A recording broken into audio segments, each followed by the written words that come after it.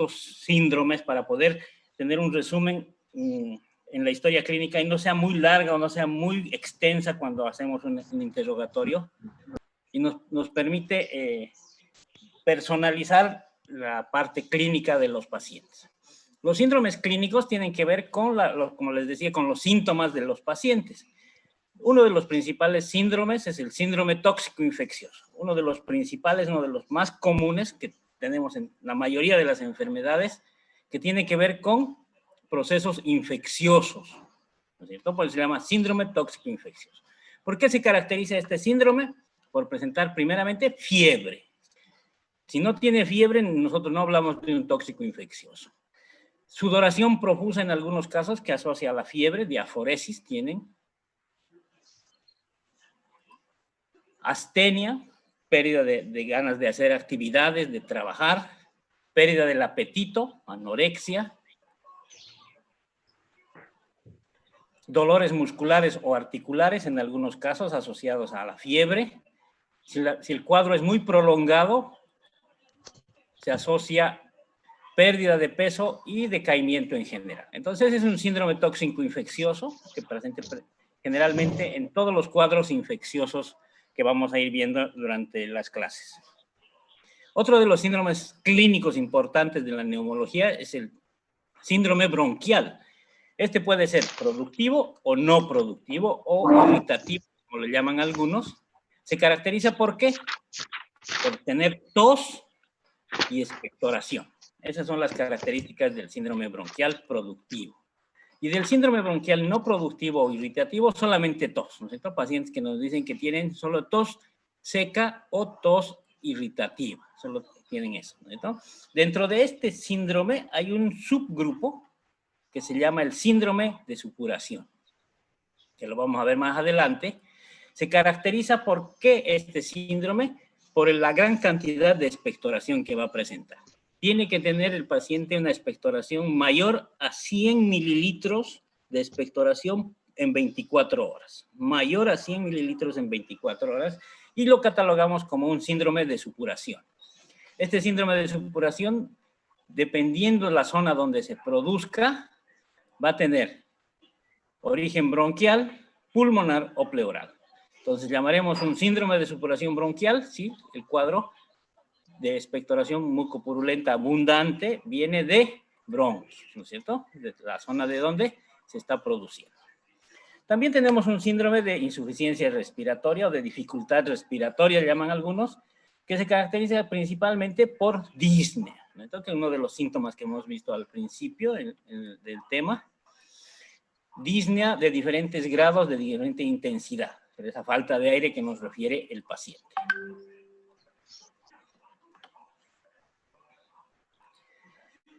También tenemos un síndrome doloroso, síndrome de dolor torácico característico, ¿no es cierto? No se olviden ustedes que ya habíamos visto qué tipo de dolor es el dolor torácico, dolor de puntada, de costado, agudo, ¿no es cierto?, que se incrementa con los movimientos respiratorios. Nosotros agrupamos todo ese tipo de dolor torácico en el síndrome doloroso dentro de la especialidad.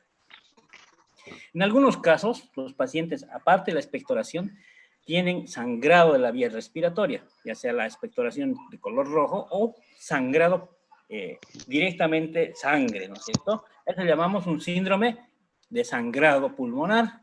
Tenemos los hemoptoicos que se caracterizan por ser menor a 50 mililitros por día, los hemoptoicos, en 24 horas, y la hemoptisis o el sangrado de vía respiratoria, que es mayor a 50 mililitros en 24 horas. También podemos asociar un síndrome que no corresponde mucho a la especialidad, porque esto ya es parte de la otorrinolaringología, pero que como está tan asociado a la neumología, nosotros también lo tenemos que considerar, es el síndrome laringio, ¿no es cierto? Las disfonías, que se llaman, esas alteraciones de la voz, las ronqueras que nos dicen los pacientes, ¿no? Para nosotros son disfonías, que serán disfonías roncas, o las disfonías áfonas, por ejemplo, que el paciente pierde la voz y no puede hablar, ¿no? Entonces es el síndrome laringio. Bueno, esos son los síndromes clínicos. Esos son bastante sencillos, fíjense, no son nada complicados. Ahora vamos a ver los síndromes físicos. y que se caracterizan por lo que nosotros vamos a encontrar al revisar o al explorar, al examinar al paciente. Los síndromes físicos tenemos uno que se llama, uno de los más importantes y que es uno de los más comunes, es el síndrome de condensación. ¿A qué se llama síndrome de condensación? Al aumento de la consistencia del parénquima pulmonar por ocupación del espacio aéreo periférico. ¿Qué quiere decir? Que los alvéolos se empiezan a ocupar de cualquier sustancia, ya sea pus, sangre, agua, todo aquello que aumente la consistencia del espacio aéreo periférico va a producir una condensación, aumento de la consistencia, llevándonos a este síndrome de condensación. ¿Y qué vamos a encontrar en este síndrome? Fíjense, 4 parámetros que debemos ver en todos los síndromes: ver, tocar, percutir y auscultar. Inspección, palpación, percusión y auscultación. A la inspección, el tórax está simétrico. Ambos tórax no tienen ninguna alteración. Cuando palpamos, va a haber un incremento de las vibraciones vocales. Todo sólido transmite más el sonido o las vibraciones vocales en este caso. Entonces, al haber aumento de la consistencia del parénquima, las vibraciones vocales van a incrementar su sonido. A la percusión, al ser sólido, cuanto más sólido es más mate, más sonido mate, va a haber matidez a la percusión. Y a la auscultación tendremos 2 características. El más importante y fácil de identificar es el soplo tubárico, ¿ya? Esto ocurre cuando la condensación o el área de condensación es completa, por ejemplo, todo un segmento o todo un lóbulo. Se oye de esta forma. ¿Y cómo vamos a darnos cuenta que es el soplo tubárico? Haciendo una correlación con una botella de gaseosa o de cerveza, si ustedes quieren, vacía, soplando en la boquilla. Ese es el sonido que va a producir el soplo tubárico. En algunos casos, un sonido menos intenso, que parece que alguien estuviera soplándonos en la oreja, se llama respiración soplante, cuando la condensación no es total, no es todo el lóbulo, sino hay segmentos que quedan libres, haciendo que el tono y la intensidad del sonido sea menor y se parezca a la respiración, como si alguien nos estuviera soplando en la oreja. Se llama respiración soplante. Síndrome de condensación presente principalmente, pero no solo en esta, pero principalmente en las neumonías. Característica de las neumonías de cualquier tipo, bacterianas, virales, etc. Otro síndrome físico muy común en la especialidad es el síndrome de atelectasia. ¿Qué significa atelectasia? Nada más que el colapso alveolar. Quiere decir que los alvéolos se pegan, sus paredes se colapsan, ¿no es cierto? Por pérdida del surfactante. Al no haber esto, los alvéolos se colapsan y se pegan. Esa es atelectasia, colapso alveolar. Y dependiendo del grado de atelectasia, podrá ser de un segmento, de un subsegmento, de un lóbulo o de todo el pulmón. ¿Qué vamos a encontrar en el síndrome físico de atelectasia? A la inspección va a haber asimetría del tórax esto no está aquí en la diapositiva, por retracción del tórax afectado. Entonces, el lado que va a colapsar va a hacer que el tórax disminuya su volumen, produciendo un tórax asimétrico del lado afectado. A la palpación, las vibraciones vocales van a estar abolidas en la zona de la atelectasia. Al haber colapso, no va a haber vía de transmisión del sonido, por lo que va a estar abolido. A la percusión va a haber matidez y a la auscultación el ruido respiratorio va a estar abolido. Características de un síndrome físico de colapso alveolar o síndrome de atelectasia. Un síndrome también común es el síndrome de derrame pleural. Puede haber el agudo y el crónico. Ya llamamos derrame pleural, presencia de líquido en el espacio pleural. Y el agudo, cuando es menos de 30 días, presentan dolor. Una de las características del derrame pleural inicial es la presencia asociada a un síndrome doloroso, dolor de tipo pleurítico, dolor torácico o un síndrome doloroso. ¿Por qué se caracteriza el síndrome de derrame pleural? porque el tórax va a estar asimétrico, pero fíjense, va a estar abombado en el lado afectado. Va a bombarse, va a aumentar de volumen el lado afectado, generalmente en parte del tórax o en los grandes derrames en todo el tórax. A la palpación, las vibraciones vocales van a estar disminuidas, no van a estar abolidas. A la percusión, matidez, sonido mate, y a la auscultación, disminución del ruido respiratorio o frote o roce pleural, ¿no es cierto? Es cuando nosotros frotamos el cabello cerca a nuestro oído. Si ustedes hacen el ejercicio de frotarse el cabello cerca a su oreja, van a oír un pequeño ruido. Es muy similar al roce pleural, el sonido que hacemos con el cabello. Si el síndrome de derrame pleural es crónico, de mucho tiempo, el dolor desaparece, ya no hay dolor, ¿no? El tórax estará realmente asimétrico, con gran abombamiento. A la palpación, las vibraciones vocales van a estar abolidas. La matidez va a ser una matidez ya como si fuera un balón, un globo de agua. Vamos a cada golpe para determinar la matidez, vamos a sentir el movimiento del agua dentro del tórax, que se llama matidez hídrica. Y a la auscultación vamos a ver varias características importantes de sonidos muy característicos del derrame pleural. El soplo pleurítico es el característico. Atiendan y anoten, por favor, algunas cosas que no están aquí en la diapositiva que les va a servir. El soplo pleurítico se le conoce también como soplo expiratorio en E, la letra E. ¿Qué quiere decir esto? Que cuando el paciente está respirando, le pedimos que respire un poco más fuerte, el sonido de la expiración va a sonar como la letra E al final. El soplo es pleurítico.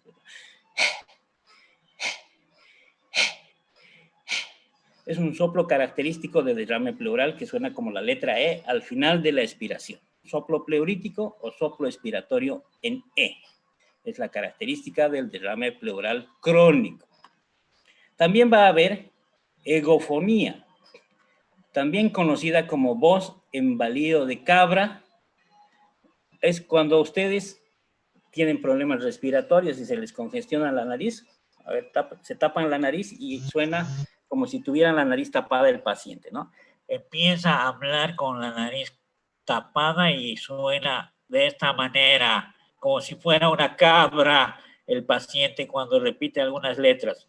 R, S. ¿Me entienden? Ese es el sonido que provoca el paciente cuando le pedimos que hable, hace egofonía o voz en balido de cabra. R, hola, más o menos así suena cuando le pedimos que pronuncie algunas palabras el paciente, el sonido de su voz a la auscultación. En algunos casos hay pectoriloquia de tipo áfona. La pectoriloquia es la auscultación de la voz. En este caso, cuando normalmente le pedimos a un paciente sin derrame pleural, a un paciente normal, que hable con la voz cuchicheada o muy despacio, nosotros no oímos muy distorsionada la voz, ¿no es cierto? Se pierde la voz, los sonidos de las letras o de las palabras cuando hacemos una voz muy baja o muy cuchicheada. En cambio, en el derrame pleural, cuando el paciente habla en voz baja o de un tono muy bajo, las letras y las palabras que pronuncia se oyen muy claramente. A eso se llama pectoriloquia áfona. Necesito que se oye la voz o la palabra cuchicheada muy claramente. A eso significa pectoriloquia. En casos de derrame muy masivos, hay unos derrames que componen todo el tórax y desplaza tanto el cardiomediastino al otro lado, que se presenta silencio respiratorio. O sea, auscultamos y no oímos absolutamente nada. En casos de mucha severidad. Pero la mayoría de las veces encontramos estas tres características muy importantes. El soplo, egofonía y la pectoriloquia. Otro síndrome importante es la presencia ahora de aire en el tórax, el síndrome de neumotórax, ¿no es cierto? Presencia de aire en el espacio pleural. A la inspección va a haber abombamiento, del lado afectado, asimetría por abombamiento. Abolición de las vibraciones vocales a la palpación. A la percusión habrá timpanismo, como hay mucho aire, va a ser timpánico el sonido. Y a la auscultación, abolición o silencio respiratorio. Características del neumotórax. Cuando veamos la parte de enfermedades que producen neumotórax, vamos a ver la clínica y los mecanismos de producción del neumotórax.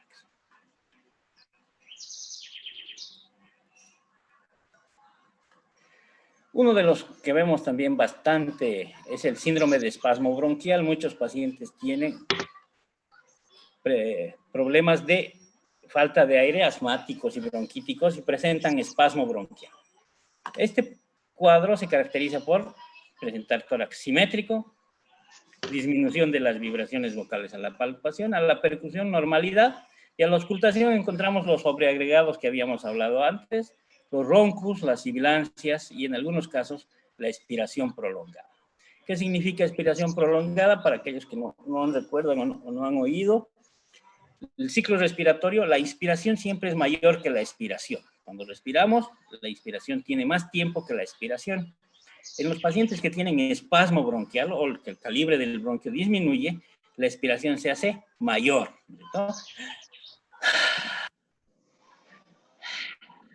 Más largo. Entonces, hay una inversión en los tiempos que nos permite determinar problemas de espasmo bronquial de vías aéreas muy pequeñas principalmente. Un síndrome, no lo vamos a ver el de rarefacción, que se ve en algunos pacientes con enfisema. Vamos a ver este otro, que es el síndrome de sustitución. Quiere decir que el tejido pulmonar es cambiado por otro tejido, ¿no? Cuando aparece un tumor, una neoplasia o un proceso bacteriano, por ejemplo, un absceso pulmonar o una parasitosis en un quiste hidatídico. Entonces, el pulmón es reemplazado por otro tejido. El tórax va a estar simétrico. En algunos casos, cuando es muy grande, puede haber abombamiento. Las vibraciones vocales van a estar abolidas en la zona donde se encuentre el tumor o el absceso. Matidez en zona localizada de la lesión y el murmullo vesicular va a estar abolido. Bueno, tenemos una parte aquí de radiología, pero no creo que veamos esta parte. Aquí vamos a terminar la parte de semiología, nuestro examen. Nuestro examen, cuando demos el examen, no va a incluir esta parte de radiología, ¿ya? Para que tengan ustedes llevan imagenología, llevan ustedes, ¿no es cierto? Entonces, como ustedes llevan la materia, ya no es necesario que pasemos esta parte conmigo. Entonces, hasta la diapositiva 58, hasta la 58 será la materia del tema que vamos a dar cuando demos un repaso a algún examen. Muy bien, antes que me olvide, falta todavía calificar algunos trabajos. La mayoría tienen excelente nota. Los que han presentado fuera de tiempo van a tener un poco menos de nota que los que han presentado a tiempo. La mayoría de los trabajos está muy bien. Los he estado leyendo, por eso ha demorado algunos en calificar. En estos días termino su calificación y vamos a dar un trabajo ahora para la siguiente clase. Muy bien, este tema terminamos. ¿Alguna pregunta, por favor, si tuvieran? Doctor, ¿vamos a tener presentaciones de temas? No me gustaría darle trabajo. Vamos a hacer más de nuestro trabajo de mapas conceptuales o mapas mentales que les permita a ustedes revisar y repasar el tema. Creo que eso es mejor, porque hacer presentaciones, buscar, nos va a llevar mucho estrés más bien hacer eso. Prefiero que hagan mapas mentales y conceptuales donde ustedes puedan revisar el tema y escribir y tengan una manera de repasar el tema. Porque solo el que presenta es el que lee, el que prepara el tema, digamos. Entonces, si, digamos, uno hace neumonía, el que va a presentar va a saber el tema y los otros vamos a oír y tal vez no prestemos tanto atención como deberíamos. En cambio, yo dando los temas y ustedes haciendo los trabajos, es un poco más de compenetración del tema, digamos. No sé si están de acuerdo, si quieren hacer presentaciones. Doctor, buenos días. Buen día. Buenos días. Estoy muy de acuerdo. Tiene toda la razón. Es la mejor manera que podamos aprender haciendo los mapas conceptuales, ¿no? Mejor de presentar. Doctor, yo tengo una pregunta respecto al soplo pleurítico o soplo pleurítico en E. Por favor, ¿lo podría repetir las características de ese soplo, por favor? Ya. Se llama soplo pleurítico o expiratorio, soplo expiratorio en E. O sea, quiere decir que al final de la expiración, cuando el paciente está respirando, inspira y expira, ¿no es cierto? Y al expirar, al final, se oye la letra E.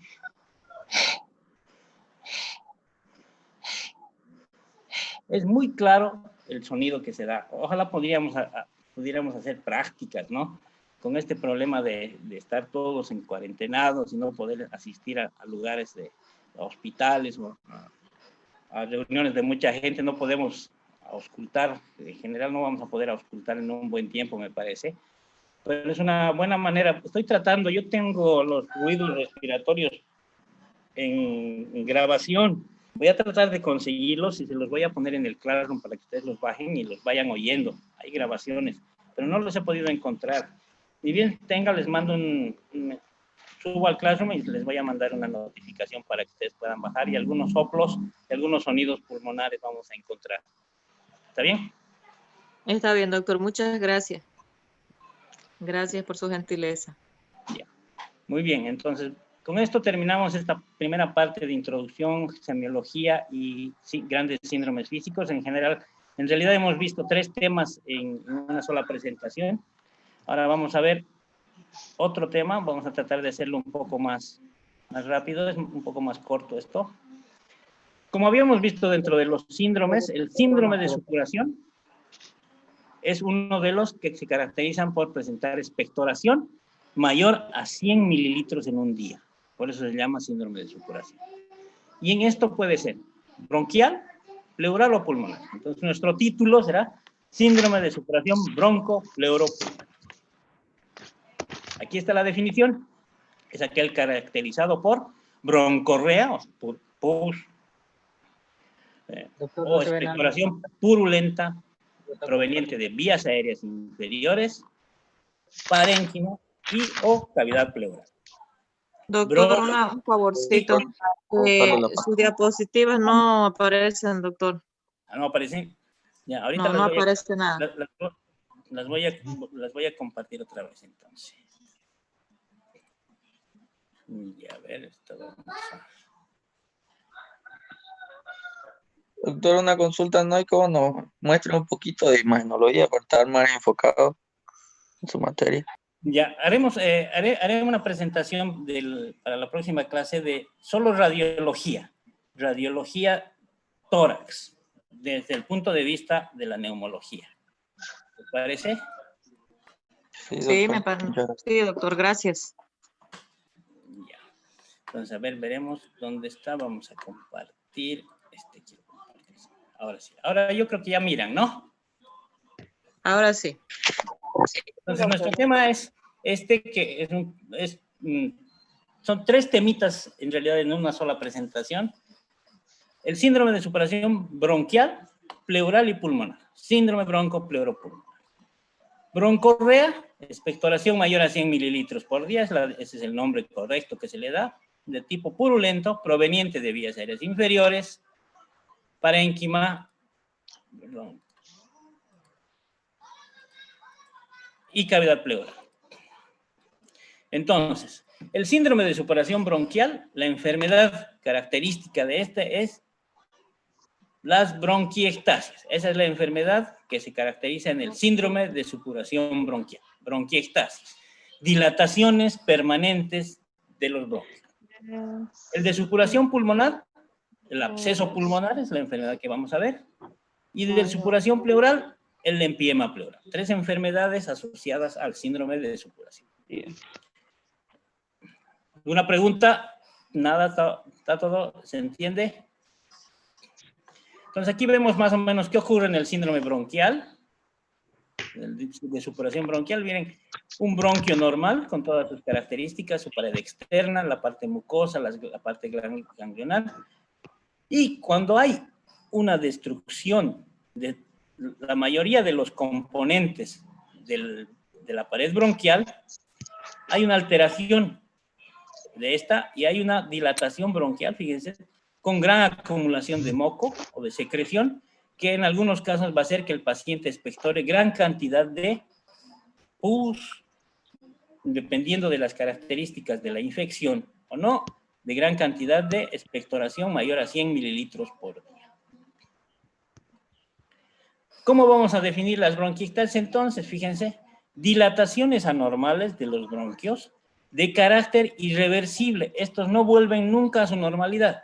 En cambio, en la bronquitis crónica y en el asma, tienden a revertir en diferente grado. En este caso, no hay regresión de la característica del bronquio. Es una dilatación irreversible producida por la destrucción de sus componentes musculares y elásticos de las paredes bronquiales.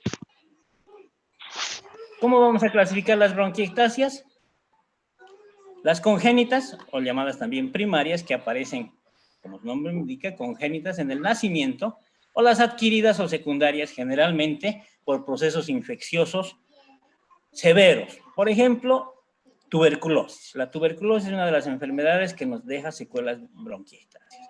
Y la enfermedad que estamos viendo ahora, que nos está afectando a todos, estamos viendo ya cuadros posteriores, post-infección de COVID. Estamos viendo pacientes que presentan bronquiectasias como una de sus secuelas a la enfermedad severa pulmonar que pueden presentar algunos de estos pacientes. Entonces, dentro de la clasificación etiológica de las congénitas, vamos a ver primero, tenemos una serie de síndromes. Fíjense, aquí tenemos los nombres de estos síndromes.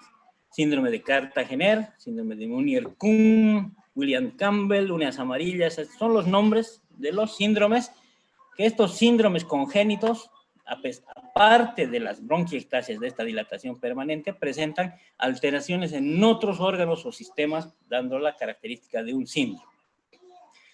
Entonces, la tarea para la siguiente clase, hasta el próximo domingo, hasta el próximo sábado a medianoche, su tarea es, anoten por favor, la tarea es características de cada uno de estos síndromes. No necesito que me den una gran narración de cada síndrome, sino sus 3 o 4 puntos específicos de cada uno. Cartagener, bronquiectasias más 2 cosas tiene. Munier-Kuhn, bronquiectasias más 2 cosas. Así cada uno tiene 2 a 3 características importantes. No les va a costar mucho más que googlear cada uno de ellos y encontrar sus características y van a darse cuenta que son cosas bastante interesantes estos síndromes. Nosotros tenemos pacientes en Cobija con Cartagener, con uñas amarillas y con Ehlers-Danlos. Mucoviscidosis hemos visto 1. Tenemos de todas estas 3 pacientes identificados. De estos, ¿no? Bastante interesantes. Cuando ustedes hagan la descripción se van a dar cuenta de las características. Muy bien, entonces, ¿están de acuerdo? La tarea es esa, por favor, para la siguiente. Las características de los congénitos, ¿sí? ¿Está bien? Muy bien, gracias. Perfecto. Está bien, doctor. Bien. Una cosa más, jóvenes, todas las clases vamos a dar una tarea, mapas conceptuales o alguna otra tarea, todos tienen un valor de 2 puntos. Entonces, cuando lleguemos a los exámenes, vamos a tener menos puntaje para el examen y ustedes van a ir acumulando más puntos por las tareas, cosa que no se jueguen su nota en un examen, ¿no es cierto? Sea más fácil para ustedes tener ya notas de estar esperando un examen. A veces el examen uno se puede equivocar o fallar y es mejor tener ya puntaje acumulado. ¿Está bien, doctor? Ya. Muy bien, ahora vamos a entrar a la parte importante de las bronquiectasias. La más común de estas son las adquiridas o secundarias. Son patologías ya sea de parénquima o vía aérea, ¿no es cierto? Tuberculosis pulmonar. ¿Por qué se caracterizan? Principalmente todas las enfermedades que provocan estenosis bronquial, que disminuyan el calibre del bronquio. Bronquitis crónica, tuberculosis, neoplasias, enfermedades virales que disminuyen el calibre del bronquio por mucho tiempo, hacen que pase esto. Las atelectasias pulmonares también son una de las características que, dependiendo de la enfermedad que provoca atelectasia, puede llegar, si es muy grave, a provocar bronquiectasias. Todo proceso inflamatorio crónico o infeccioso crónico severo también nos produce bronquiectasias. O sea, si se fijan, muchas de las enfermedades que vamos a ir viendo, una de sus características es la bronquiectasia. Aquí vemos, fíjense, una imagen radiológica. Esta imagen que ustedes están viendo aquí, no sé si logran la radiografía que se muestra en la diapositiva. Esta es una telectasia, ¿ya? Esta es una telectasia con una caverna. Cuando veamos radiología vamos a poder describir mejor esto, pero para consiguiente es una telectasia. Fíjense la alteración de la forma del bronquio, ¿no es cierto? Fíjense cómo ha quedado, no tiene esa forma casi circular que deben tener todos los bronquios. ¿Por qué? Porque ha habido un colapso de parénquima y ha deformado, provocando estenosis en algún lugar y dilataciones en otro, llegando a las bronquiectasias. ¿Qué ocurre en estas dilataciones anormales? Como la mucosa ya no funciona bien, ya no su mecanismo mucociliar ya no tiene este mecanismo adecuado para mover las secreciones, se acumula mucho y el paciente con cambios de posición expectora gran cantidad de secreción. Ahí está, fíjense, un bronquio normal y un bronquio con gran inflamación, totalmente bloqueado. ¿Cómo se presentan? Pueden ser en un lugar o de forma difusa en todo el pulmón las bronquiectasias. Locales o focales cuando la obstrucción o el proceso inflamatorio o de daño se produce en un lóbulo o en un segmento de pulmón. Y un proceso difuso implica zonas que no tienen límite en ambos pulmones, acompañados de enfermedades sistémicas, ¿no es cierto? Por ejemplo, sinusitis y asma. Son enfermedades crónicas que nos pueden llevar a cuadros de bronquiectasias difusas. Hay tres tipos de obstrucciones focales. La primera obstrucción es la de tipo luminal, o sea, quiere decir dentro de la luz del bronquio, dentro del bronquio, ya sea por un cuerpo extraño, por ejemplo, ¿no es cierto? Un cuerpo extraño que haya pasado de la boca hacia la vía respiratoria, o por procesos, por ejemplo, infecciosos e inflamatorios, como las bronquiolitis obliterantes en los niños, o por crecimiento lento de una neoplasia o tumores benignos generalmente dentro de la luz del bronquio. Entonces, la obstrucción luminal es por alguna obstrucción dentro del bronquio. El segundo tipo es por compresión externa o extrínseca del mismo bronquio. Por ejemplo, un ganglio que crece demasiado comprime el bronquio, provocando las bronquiectasias. En algunos casos, aneurismas gigantes, por ejemplo, de aorta, pueden hacer que el bronquio principal izquierdo se colapse o se comprima, provocando bronquiectasias generalmente de todo el pulmón izquierdo. Y una tercera forma de obstrucción se produce por torsión o desplazamiento de los bronquios. En algunos casos, enfermedades infecciosas hacen que el pulmón sea telectasia, se colapse. Esto hace que se produzca una torsión o desplazamiento de los bronquios, provocando bronquiectasias. O en algunos casos, cirugías, por ejemplo, una resección lobar por una neoplasia, hace que el pulmón se expanda y tienda a producir torsiones dentro de los bronquios, llevándonos a bronquiectasias como una de las características posteriores a estas cirugías o a estas atelectasias.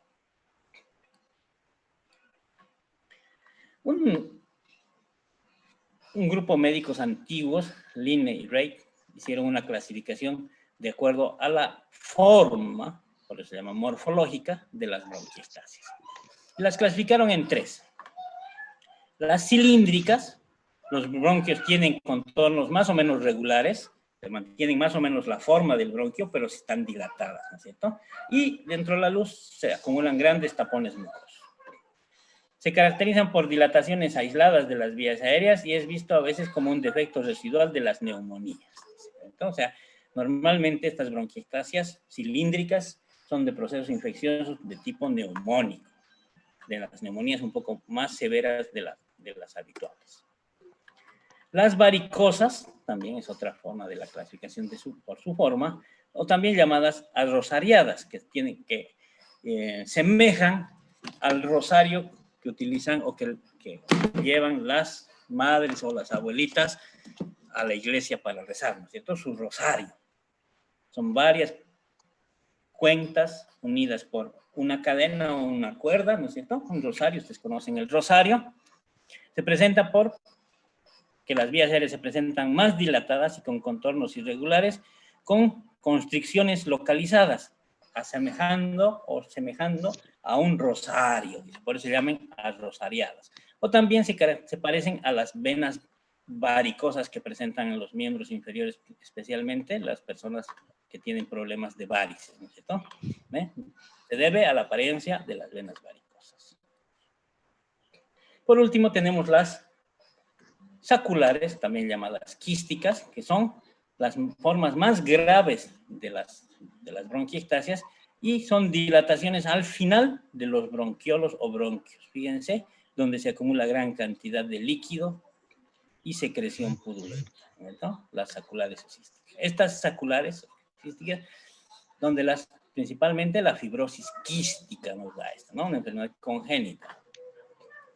Aquí tenemos unas varicosas, fíjense, dilataciones importantes con zonas de constricción, haciendo parecer a una vena varicosa. Una normal, una cilíndrica, tiene muy parecida la forma de la normal, solo con espacios de dilatación. La varicosa y la cística, un esquema para identificar morfológicamente la clasificación de las bronquiectasias.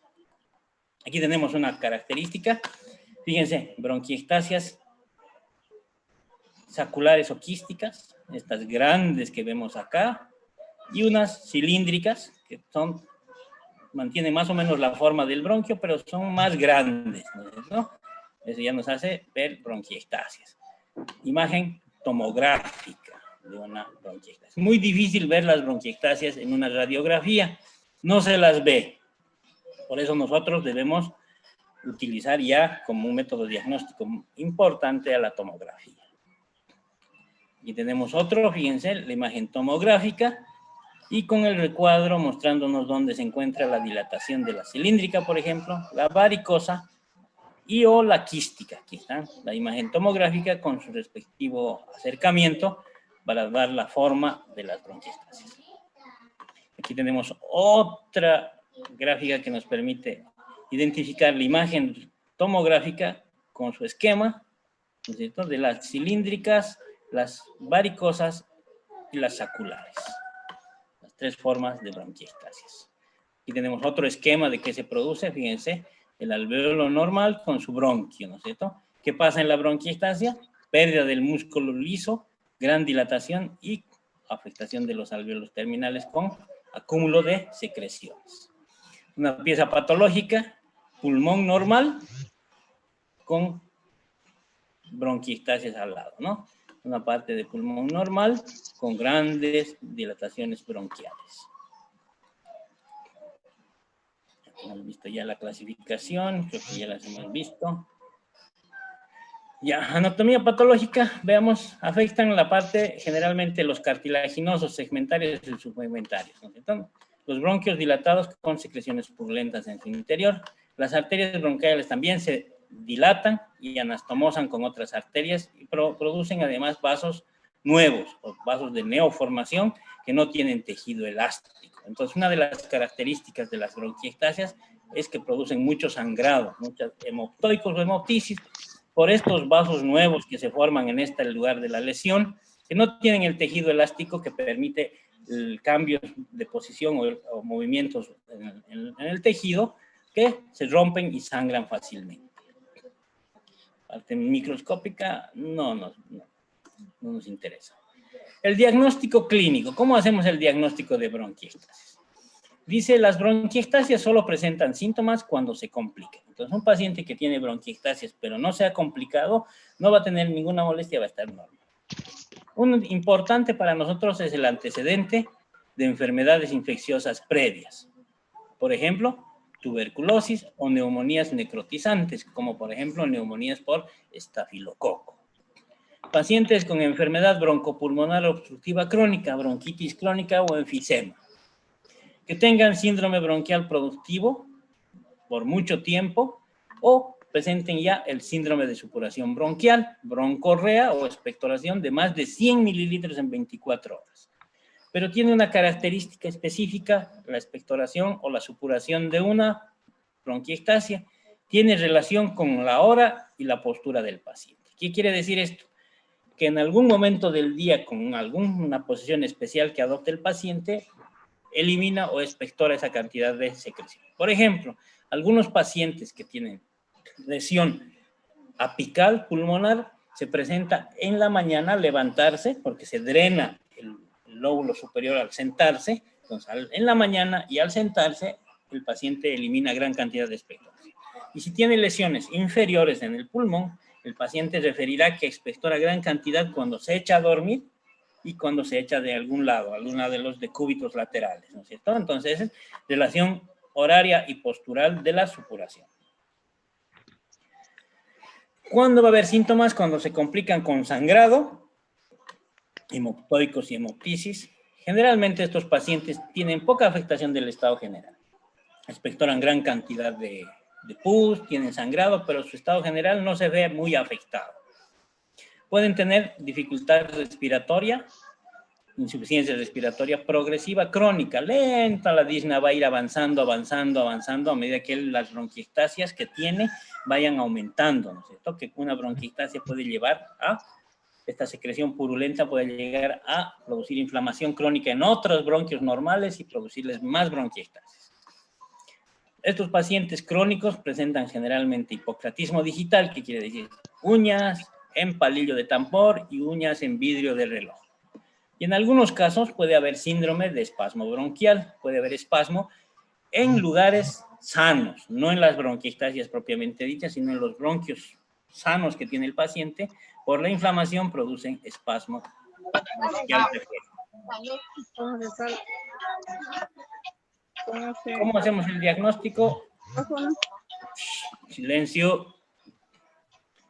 Radiológicamente, el 10% de los pacientes con bronquiectasias van a tener normalidad en su radiografía. O sea, no vamos a encontrar nada.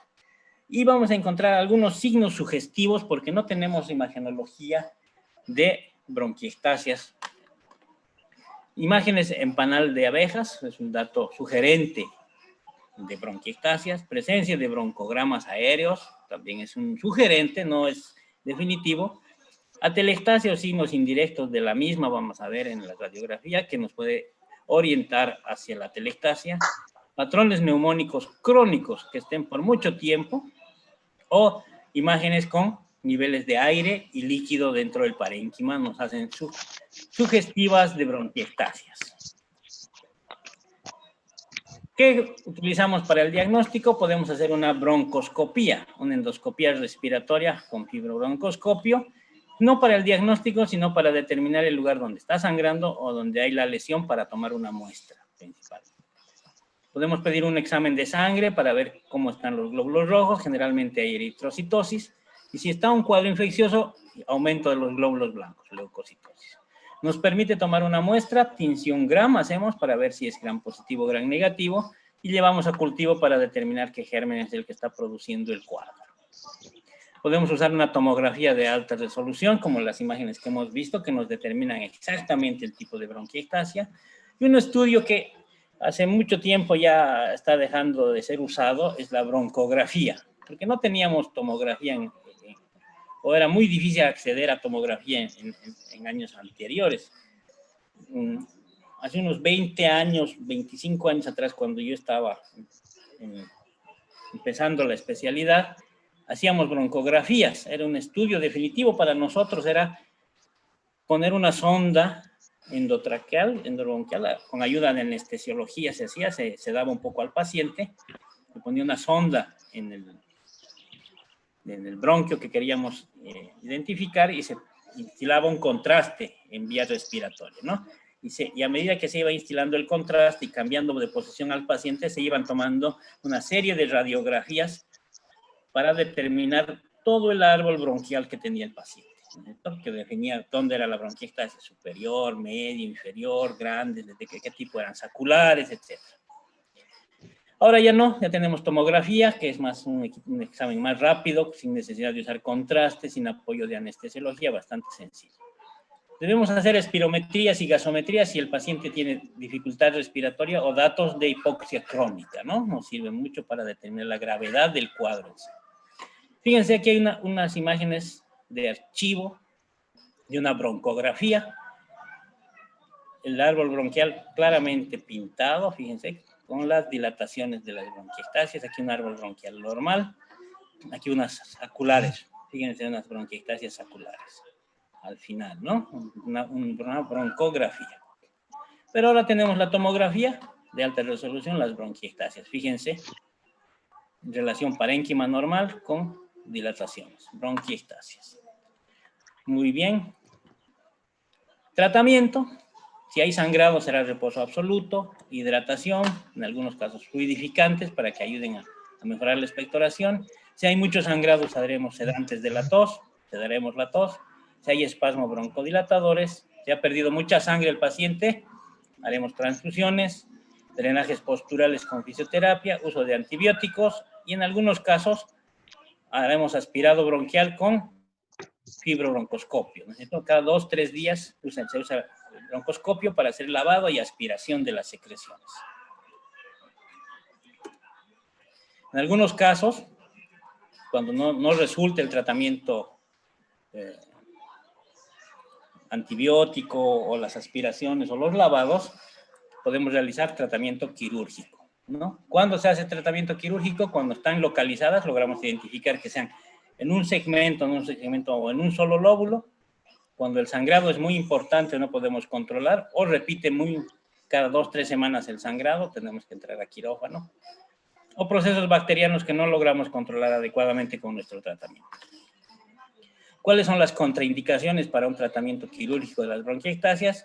Cuando el síndrome restrictivo en espirometría, esto es medido por una espirometría, es mayor al 50%. Si el dato es mayor al 50% en la espirometría, el paciente no puede ser operado. Si las bronquiectasias son bilaterales y difusas, si el paciente tiene afectación del corazón ya y está descompensado, una insuficiencia cardíaca, la obstrucción es severa o hay hipertensión pulmonar muy marcada, no se opera la bronquiectasia. Muy bien. Hasta ahí bronquiectasias. ¿Preguntas de bronquiectasias?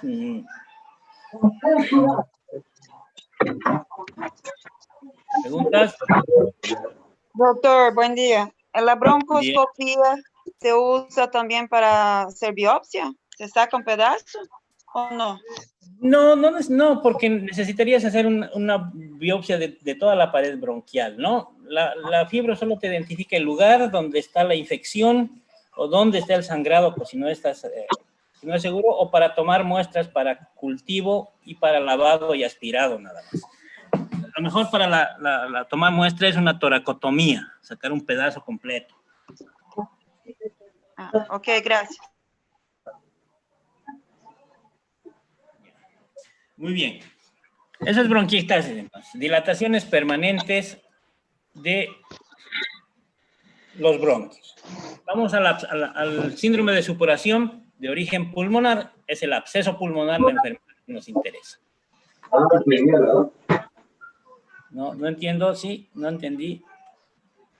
¿Preguntaron algo? Ya, sigamos. El absceso pulmonar es toda colección de pus secundaria a la destrucción de parénquima.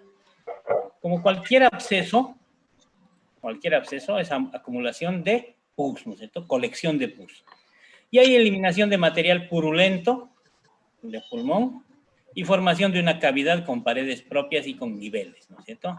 Mayor a 2 centímetros y debe ser una sola generalmente para determinar abscesos.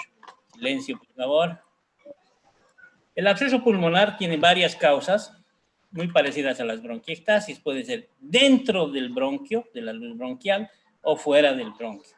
O fuera del bronquio, extraluminal.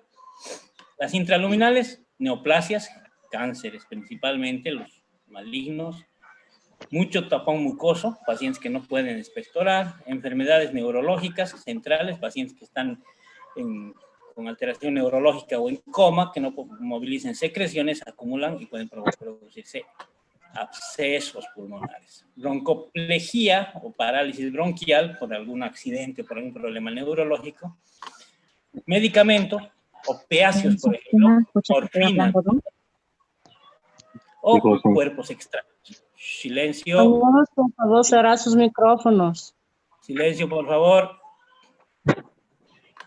Y las extraluminales generalmente son adenopatías, ¿no es cierto? Crecen tanto que obstruyen Se acumula secreción y se produce un absceso pulmonar. Silencio. ¿Cuáles son las causas? Ahora, hablando directamente de las causas, hay aspirativas, por ejemplo, broncoaspiración, paciente consume mucha bebida alcohólica, ¿no? Tiende a vomitar y puede broncoaspirarse. Eso puede provocarle absceso pulmonar. Uno de los casos más comunes de absceso pulmonar, broncoaspiración. Cuerpos extraños, en los niños principalmente. Alteración en las pacientes que están en coma del reflejo tusígeno, que no pueden toser y se acumulan las secreciones. Cuando se hacen estudios endoscópicos de vía respiratoria, mala técnica o endoscopios contaminados pueden producir infecciones y abscesos pulmonares. Pacientes que están intubados en la terapia intensiva o pacientes con epilepsia, ¿no? La epilepsia puede provocar broncoaspiración. Entonces, una de las causas de broncoaspiración son cuadros epilépticos, crisis epilépticas. Causas embólicas pueden ser tromboembolia pulmonar, trombos que se desprenden de otra parte del cuerpo y llegan a pulmón, por ejemplo, las tromboembolias sépticas de rodilla o de embarazo pueden ser, en algunos casos, y algunas posinfecciosas, neumonías, tuberculosis, etc. Todos los cuadros infecciosos severos de pulmón nos pueden dar también absceso pulmonar. ¿Cómo hacemos el diagnóstico? Con la clínica principalmente, con los antecedentes. Por ejemplo, si es un paciente bebedor, que vomita mucho, ¿no? O que tiene problemas neurológicos, nos dará como un dato importante antecedente. El síndrome tóxico infeccioso es severo. A diferencia de las bronquiectasias, hay gran afectación del estado general, fiebre, decaimiento, diaforesis, todo lo que hemos visto en una infección. El síndrome bronquial es productivo mucopurulento y va a haber supuración pulmonar. Tiene una característica del absceso pulmonar, que es la vómica. La vómica es la expectoración brusca de material purulento, más de 100 mililitros, antes de tener cualquier tipo de tos. El paciente tiene tos irritativa y de pronto tiene un acceso de tos muy severo, tiene gran expectoración de golpe, 100, 200, 300 mililitros de golpe, una especie de vómito, si ustedes quieren, de pus. Se llama vómica a la primera expectoración de gran cantidad de material purulento. Cuando el absceso se abre a un bronquio y se drena, es cuando produce la vómica y es el que nos va a dar la característica importante del absceso pulmonar. Va a haber gran halitosis. El paciente tiene, dependiendo del germen, un olor, ¿no? Aliento muy marcado, más si es un germen anaerobio, vamos a tener realmente mal olor. Puede haber acompañamiento de sangrado en algunos casos, si lesionan algunos vasos, y al examen físico, a la auscultación, un síndrome cavitario vamos a encontrar. ¿Qué haremos? Lo mismo que hemos hecho en las bronquiectasias, hacer una tinción Gram y un cultivo o baciloscopía para determinar el germen que está provocando el absceso. Haremos un estudio citológico si pensamos que hay neoplasia asociada. El hemograma nos va a mostrar glóbulos blancos muy altos, con gran desvío a la izquierda, con predominio de neutrófilos y bajos linfocitos. Y nos sirve mucho la imagenología, la radiología. Fíjense, aquí hay una pieza anatómica, un pulmón normal y un absceso pulmonar. Fíjense, la gran destrucción, necrosis con sangrado medio, ¿no? Un absceso pulmonar, como cualquier absceso, ¿no? Una colección de pus. ¿Cómo vemos el absceso en la radiografía? Este es el patrón radiológico hidronéumico. Una cavidad con un nivel de líquido, aire por arriba y líquido por debajo. Este es un absceso pulmonar, radiológicamente hablando, y en la tomografía vemos el absceso aquí marcado, ¿no? Aire con nivel de líquido. Aquí hay unas adherencias, por eso está perdiendo un poco su forma, y hay un proceso neumónico al otro lado, ¿no es cierto? Neumonía en el otro pulmón. Ahí está, fíjense, un absceso pulmonar en la radiografía con nivel aire líquido, hidronéumico, bien delimitado circular mayor a 2 centímetros. ¿Está? Aquí es un esquema de dónde se presentan y cuál es la evolución de los abscesos. Generalmente empieza con una lesión pequeña y van evolucionando en todas estas formas. Cuando el absceso se hace crónico de mucho tiempo, cuando se vacía, queda normalmente como una cavidad casi realizada, un círculo realizado por compás. En algunos casos vamos a ver en esta forma con gran afectación inflamatoria periabsceso, que nos va a marcar un rodete marcado importante de la lesión con el famoso nivel hidroneúmico, aire y agua. Podemos usar tomografía, hemos visto que sí nos sirve mucho. Nos da cómo está el bronquio, si hay tumores, adenopatías alrededor de las lesiones. La broncoscopía, la fibrobroncoscopía, para tomo de una muy buena muestra para el cultivo, para hacer lavados y broncoaspiración, como hemos hablado de las bronquiectasias, nos determina a veces la localización exacta cuando no tenemos una tomografía o no podemos estar seguros del lugar de la lesión, o nos ayuda para identificar realmente qué zonas debemos, hasta qué nivel debemos hacer la resección quirúrgica cuando entran a complementación quirúrgica. Nos permite además la fibro permeabilizar algunos bronquios, que haya tapones, nos permite limpiar y tomar algunas veces biopsias del absceso para determinar. No se olviden que los tumores o las neoplasias pulmonares en algún momento pueden abscedarse y sobreinfectarse y parecerse a un absceso y ser un tumor abscedado en realidad, ¿no es cierto? Estamos hablando de un cáncer y no solo de una infección.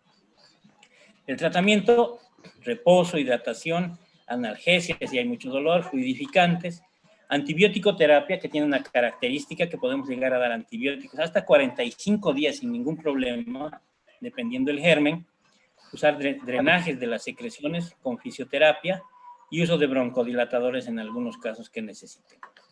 El tratamiento quirúrgico se hará cuando hay una fístula de la pleura del pulmón que no permita corregir, cuando quedan cavidades muy grandes en el pulmón que se van a sobreinfectar, abscesos crónicos que no mejoran nunca, sangra mucho o es un tumor. Esos son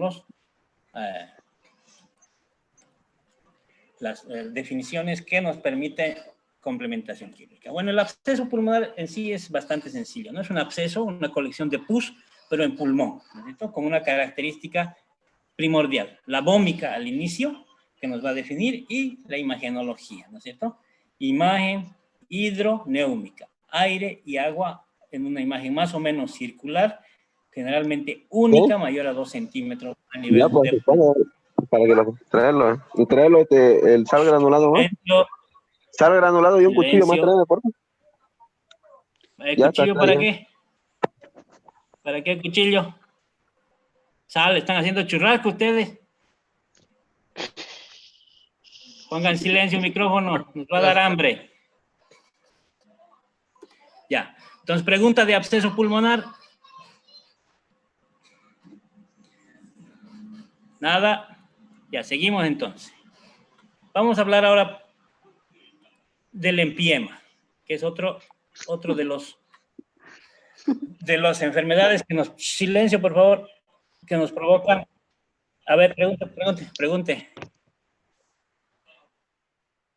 Ya.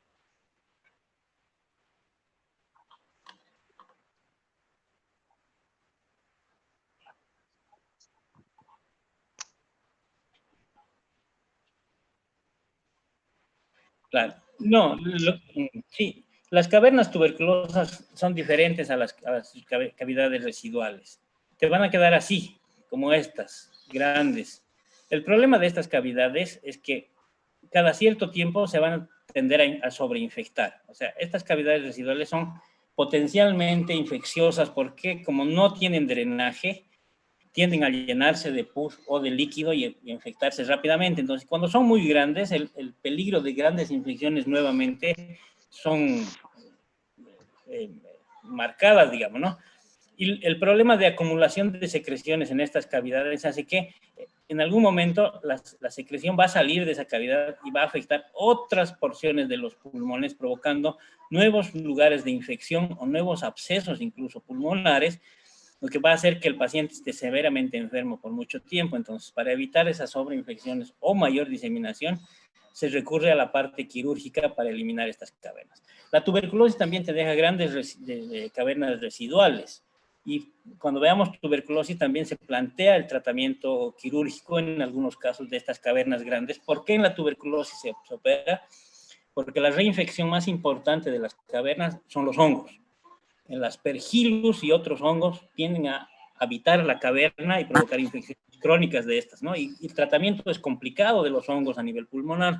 Por lo tanto, cuando hay cavernas muy grandes, ya sean por absceso o por tuberculosis, el tratamiento recomendado es quirúrgico, si es que se puede hacer, para eliminar la caverna, ¿no es cierto? Es como en todo absceso, absceso drenado, absceso curado. Pero en este caso, en pulmón, quedan algunas veces estas cavernas residuales, estos espacios que son potencialmente infecciosos, que debemos eliminarlos para el futuro el paciente no tenga más complicaciones. Doctor, ¿Sí? una preguntita. ¿Hay diferencia entre el absceso en caso infeccioso y el absceso de tuberculosis? Generalmente, rara vez se forma absceso tuberculoso, ¿no? Generalmente son el tipo, lo que te va a diferenciar del absceso, el paciente de tuberculosis no tiene vómica y no tiene supuración, no expectora más de 100 mililitros por día. Entonces, una pregunta más. ¿No hay nivel hidroaéreo entonces en este caso? En tuberculosis puede haber nivel hidroaéreo cuando la caverna que deja la tuberculosis se llena de secreción y se tapa, por ejemplo, el bronquio por donde drena, se puede llenar a ver secreción. El nivel hidroaéreo es una imagen radiológica nomás que nos da, que nos dice que hay líquido, pero no sabemos hasta tener toda la clínica y todo el estudio si es un absceso o es una caverna sobreinfectada, por ejemplo, ¿no? Ya, está bien, gracias. ¿Ya? Muy bien. Sigamos. Nuestro último de supuración es el empiema. Es la presencia, dice la definición, de líquido purulento, cualquiera sea su volumen o cantidad, o sea, no interesa la cantidad, pero que haya pus dentro de la pleura. Puede ser poco, grande, lleno, completo, de todo, no importa. Tiene que haber pus en cavidad pleural para que sea empiema, no importa cuánto. ¿Quiénes producen empiemas? Principalmente las bacterias. Las neumonías, streptococo, estafilococo, etcétera, etcétera. Los hongos, algunos parásitos y algunas veces las neoplasias pueden llegar a sobreinfectarse y producir empiemas. ¿Qué va a haber en el estudio patológico de este líquido? Un exudado, aumento de proteínas en gran cantidad. Pus, claramente podemos identificar macroscópicamente pus.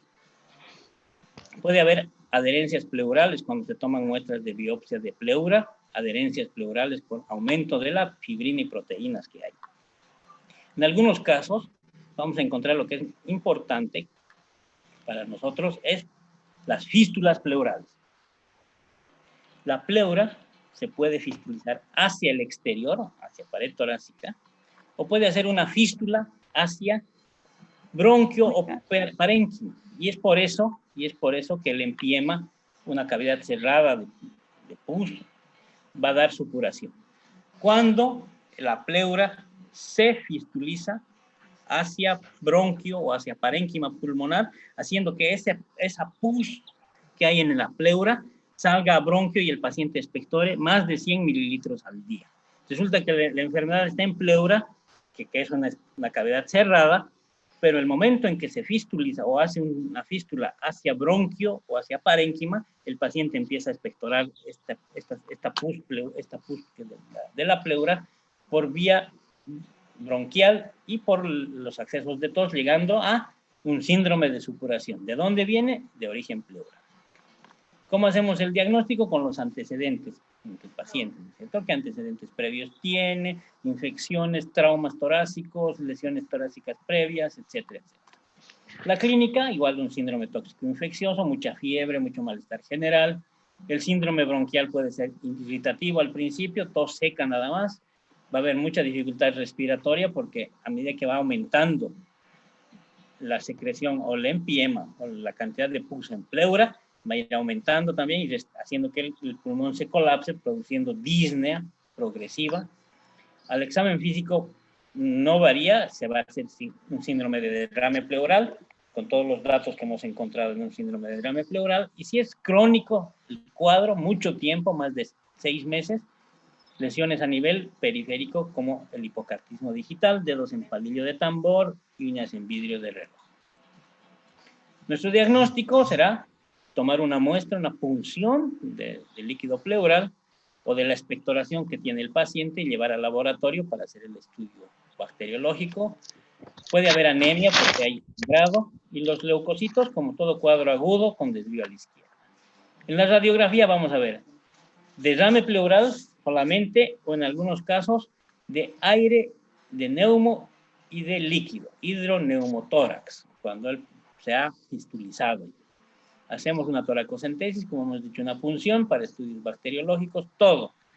Gérmenes comunes, baciloscopía, cultivos para hongos, etc. Se hace citoquímico del líquido para valorar pH, glucosa, si hay o no piocitos, cómo están los polimorfonucleares, para ver la severidad del cuadro. ¿Cómo hacemos tratamiento? Como en todas estas patologías, se pone el paciente en reposo, en algunos casos se necesita apoyo de oxígeno, se coloca un tubo de pleurostomía con un sello de agua y se hacen lavados pleurales, en algunos casos con antibióticos, dependiendo del germen que hayamos identificado, y con antisépticos. ¿No?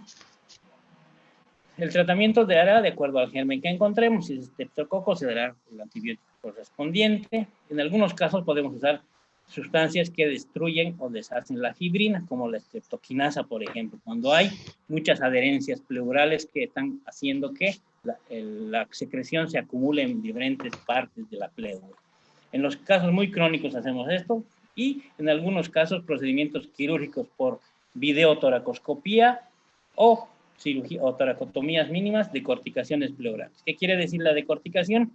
Retiramos la pleura parietal. Eliminamos una de las hojas de la pleura, ¿no es cierto? ¿Para qué? Para que ya no produzca líquido, ya no se acumule líquido, pero con un agravante. Con el tiempo, ese paciente va a tener un problema de restricción pulmonar, se va a empezar a fibrosar con el tiempo esa pleura. Ahí están las complicaciones: una pleura engrosada, paquipleura, un fibrotórax, el tórax va a dejar de expandirse tanto, de origen de la pleura, pleurógeno, insuficiencia respiratoria crónica, la hipertensión arterial pulmonar secundaria, y por último, insuficiencia cardíaca por el problema de cor pulmonar crónico. Entonces, no es muy complicado. El empiema es un derrame pleural con presencia de pus en cavidad y que por algún motivo, por la misma infección, destruye pleura y se fistuliza a bronquio. Por eso el paciente elimina por vía bucal, si ustedes quieren, con la tos, la pus de la pleura, ¿no? Pero el tratamiento se hace a nivel del espacio pleural colocando un tubo y haciendo lavado. Una vez que se resuelve la infección pleural, se resuelve también el problema de empiema. Muy bien, 3 temas cortitos que tienen que ver con, principalmente, la cantidad de pus que elimina el paciente, más de 100 mililitros, ¿no es cierto? ¿De dónde viene? De bronquio, de parénquima o de pleura. Cada uno su nombre: bronquiectasias, absceso y empiema. Muy bien. Bueno, ahí terminamos, jóvenes. Ustedes ya tienen la presentación en el Classroom. La tarea hasta el sábado a medianoche, por favor. Síndromes congénitos que tienen bronquiectasias, ¿no es cierto? No se olviden, por favor. Presenten su tarea. ¿Sí? Doctor, una duda, doctor. ¿Esa tarea es manuscrita? Claro, manuscrito, por lo menos tienen que... Sí, por favor. Hay compañeros que han preguntado a mi privado ahora si puede ainda aún enviar la primera tarea, mismo que sea con menos puntos. Sí, pero ¿cuánto menos puntos ya le vamos a dar después de un mes? ¿Cuánto le podemos calificar? A ver, ¿50%? Sí. ¿Sí? Ya, que mande y yo le califico por menos nota, entonces, no hay problema. Vale, me manda, cuando llega marca si está fuera de tiempo, lo pone en un lugar específico, yo lo puedo revisar. Muchas gracias, doctor, por todo. Aquí están, muy bien, aquí están las tareas. Traten de que sean en el tiempo para que tengan el puntaje completo, ¿no? Si se pasan del tiempo van a tener puntaje, pero va a ser menor, ¿ya? Van a tener menos puntaje si se pasan de la fecha. No hay problema, pueden mandar. Doctor, una pregunta. ¿Está bien? Usted lo va a poner en la plataforma para que lo podamos ya enviar por allá, ¿verdad? Pronto. Sí, ahorita en un rato voy a poner la tarea. Como siempre, pongo la tarea para que le habilite el tiempo y todo. Y ustedes ya van a poder subir sus tareas. Gracias. Ya, muy bien. Entonces, Yo les estaré mandando con unas horas de anticipación. Es muy probable que ya se acomode un poco los horarios y volvamos a nuestra clase de miércoles, viernes y domingo para tratar de avanzar un poco más. Doctor, una pregunta. Doctor. Una pregunta. ¿Quién quería pregunta? No escuché. Esas enfermedades bronquiales, parenquimales y pleurales son más, hay más en regiones húmedas o del altiplano o regiones frías, o no importa eso? No interesa. Las bronquiectasias hay más donde hay infecciones crónicas severas. Por ejemplo, donde hay mucha tuberculosis vas a encontrar muchas bronquiectasias. El absceso pulmonar, dependiendo, eso tiene que ver con los hábitos de las personas, ¿no? O sea, generalmente el absceso se debe mucho a los pacientes con patología neurológica o aquellos que consumen mucha bebida alcohólica y pierden el conocimiento. De tanto beber, pierden el reflejo de oxígeno y se broncoaspiran. Entonces no tiene que ver mucho con la región, sino con el hábito, ¿no? Y con la enfermedad que haya. Bronquiectasias donde hay infecciones severas como tuberculosis. Países con donde hay mucha tuberculosis vamos a encontrar muchas bronquiectasias. En Europa las bronquiectasias no se producen por tuberculosis, se producen por enfermedades crónicas, enfisema, bronquitis crónica. Ellos tienen otro origen de sus bronquiectasias. Hay en todo el mundo, pero dependiendo de la enfermedad de la región se presenta. Ahora el empiema es una consecuencia generalmente en nuestros países por procesos infecciosos asociados. Una neumonía muy periférica, muy cerca a la pleura, puede invadir pleura y producir en empiema, y de ahí producirse un síndrome de supuración por empiema, ¿no? Las enfermedades infecciosas. Entonces, la neumonía es una de las más comunes en el mundo, entonces sí va a haber una buena cantidad de estas secuelas, ¿no? Bronquiectasias principalmente, más que absceso y empiema. Pero hay en todo lado, no hay una característica específica por zonas. No tiene nada que ver eso. Sí, gracias. Esta diapositiva ya está en Classroom, doctor. Yo subí los temas, varios subí. Voy a revisar si está, pero ya deberían estar. Subí la mayoría de lo que íbamos a llevar el año, yo creo que ya está ahí. Ahorita voy a volvérselos a ver. Muchas gracias. Ya, entonces no se olviden anotar su nombre en el chat para que tengamos la asistencia. ¿Sí? Por favor. Por favor, jóvenes.